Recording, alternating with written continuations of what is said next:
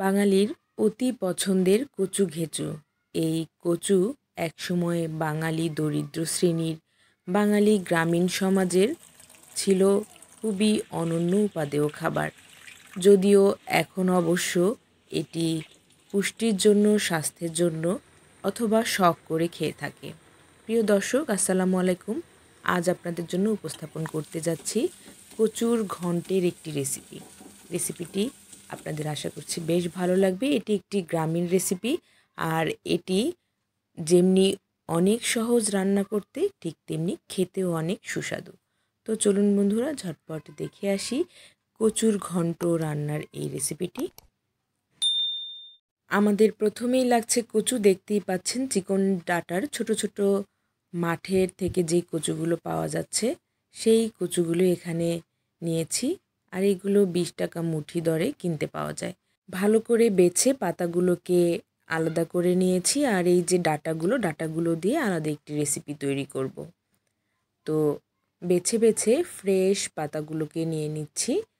অনেক সময় অনেকে এই পাতাগুলো ফেলে দেয়, তবে এই পাতা দিয়েও কিন্তু দুর্দান্ত রেসিপি করা হয়, আমিও জানতাম না।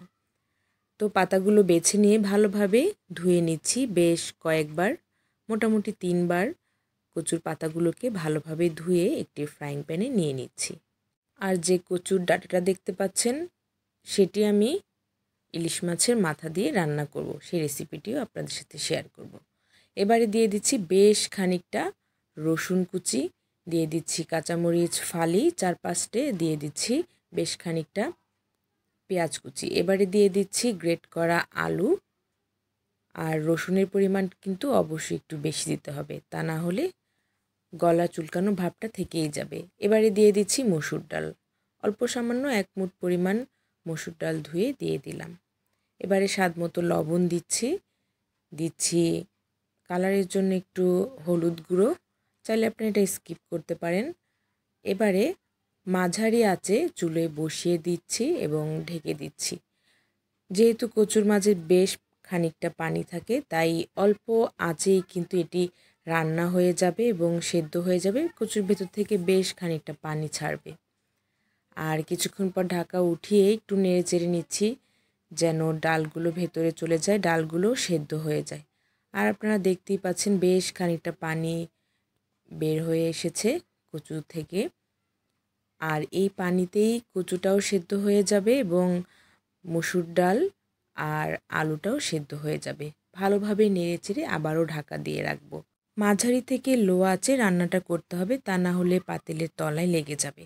এভাবে একটু পর পর ঢাকা উঠিয়ে ভালোভাবে সেদ্ধ করে নিয়েছি পুরো কচুর ঘন্টটা। আর দেখতেই পাচ্ছেন কচুটা খুব ভালোভাবে সেদ্ধ হয়ে গেছে, আলুগুলো সেদ্ধ হয়ে গেছে, ডালটাও সেদ্ধ হয়ে গেছে। এবারে আমরা একটি ডাল ঘুটনির সাহায্যে ভালোভাবে একটু ম্যাশ করে নেব। চাইলে আপনারা পানি দিয়েও সেদ্ধ করতে পারেন, তবে সেক্ষেত্রে খেতেও ভালো লাগে না এবং গলা চুলকানো ভাবটাও বেশি থাকে। আর এই ডাল ঘুটনি দিয়ে আমি দেখুন ম্যাশ করে নিয়েছি, চাইলে আপনারা ম্যাশার দিয়েও ম্যাশ করতে পারেন।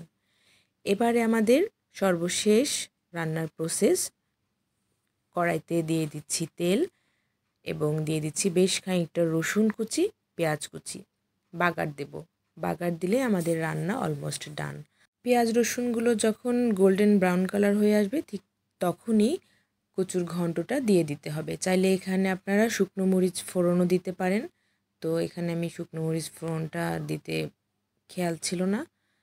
এবারে ভালোভাবে নেড়েচেড়ে মিক্স করে নিতে হবে।